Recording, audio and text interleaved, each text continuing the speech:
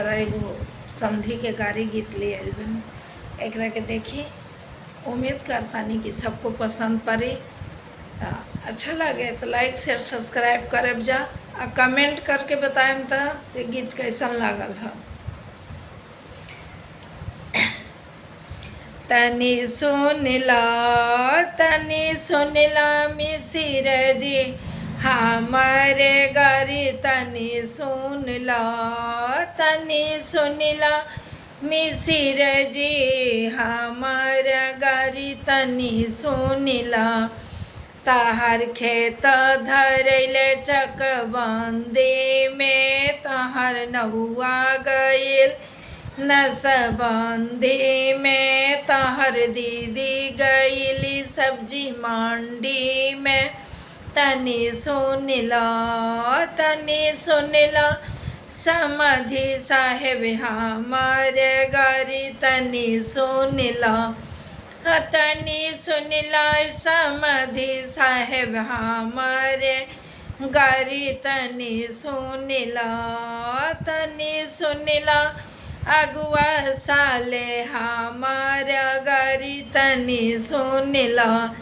तहार खेत धरले चकबंदी में तहार नहुआ गइल नसबंदी में तहार दीदी गइली सब्जी मंडी में। तनी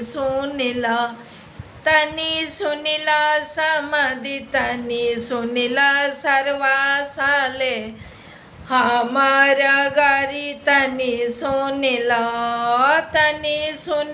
सरवा साले हमारे गारी तनी सुनला।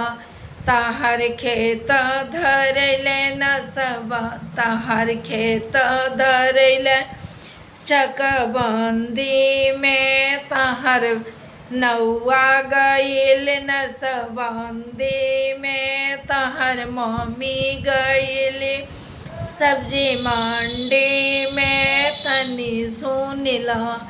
तनी सुनला तिल कहरू साले आम रोई गारी तनी सुनला।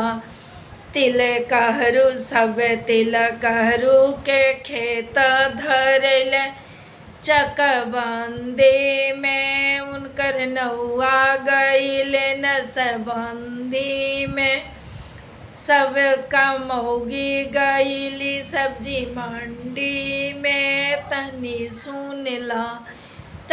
सुनला तिल कहरू साले हमारे गारी तनी सुनला। कमेंट करके बताएब जे गीत कैसन लागल। अगर गारी गीत अच्छा लागल हो तो एकरो से अच्छा गारी गीत गाइब।